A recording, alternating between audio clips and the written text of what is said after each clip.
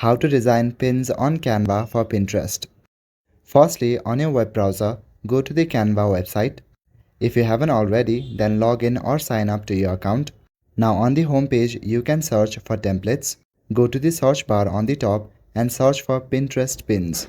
You will also see the Pinterest pins option in the search suggestion. Once you search for it, then you will see thousands of designs. You can scroll down and select any of the templates that you like. Just remember one thing, that not all of these templates are free. Some designs can have this pro level, which means you will need subscriptions. If you like any of the design, then you can simply click on it. After that, you will get other similar suggestion also if you scroll down. You can select any of these templates and customize it.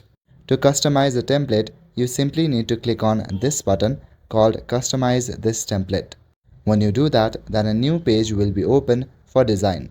All the designs in the template are customizable, which means you can edit them, remove them, or replace them.